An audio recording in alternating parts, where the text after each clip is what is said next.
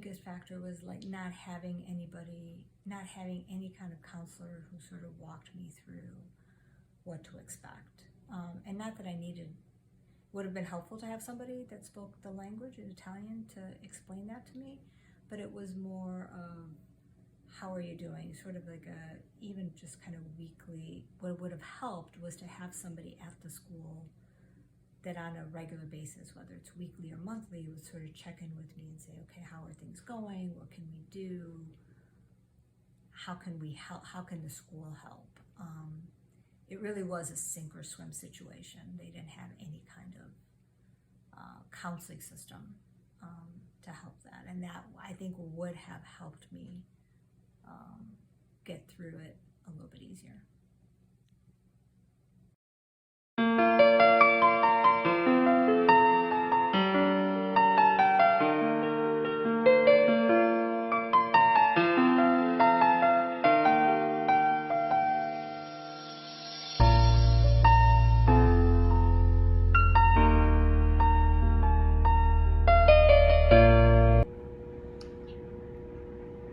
Okay, so what is the hardest and easiest part about your students' adjustment? I'm going to say the hardest part is depending on whether there are other students from their same cultural and linguistic background, the hardest part can be loneliness. And I've seen that many, many times. Students who are the only one who speak their language, who are from their culture. And how do you think the system could be improved? I have to first of all say I'm very proud of the teachers on my staff. They, making sure that they are including and effectively teaching multilingual language learners is at the front of their minds. Most of the time. And so I am really proud of how far we've come as a staff. And our principal is very much a big part of that. That is something she puts out there all the time. But in general, we do still need to teach using what's called universal design. I don't know how widely that term is used, whether that's a term that's familiar to you. So the idea being that you don't just create special adaptations and accommodations for students who are not part of the mainstream in some way, but you make your mainstream plans, physical building plans,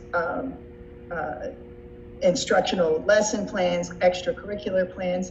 You design your program so that everyone is included from the start.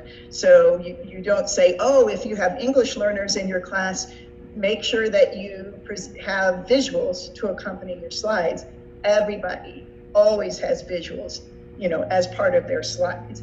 So that would be an example of universal design. You always have closed captioning if you're showing a video. Try playing the video at 75% speed, and just making little things like that part of your practice for all students, because it's, quite honestly, it will probably benefit others besides just the multilingual students. So that's the idea behind universal design.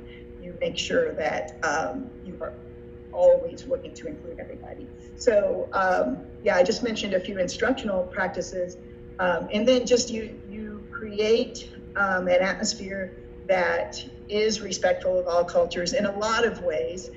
Little things like having multilingual signage in the building, just to make it easier for newcomers to not be lost in the building. Where's the library and office and so on. And you do your best to include other languages. You do something different from what I did when Christian first came on. I said your name before hearing you say it. And so I have a practice in both my general education classes and my ESL classes. I project the seating chart. This is, of course, when we're in person, but I did it in pretty much the same way online. And I point to each student's name and ask them to introduce themselves, so that I'm not stumbling over anybody's names. We all hear their names said correctly. And then I check with everybody. Now, did I say that correctly? I don't only ask the international students. Did I say your name correctly? Just lots of little things like that that make it clear that everybody's on equal footing, and we show respect for everybody.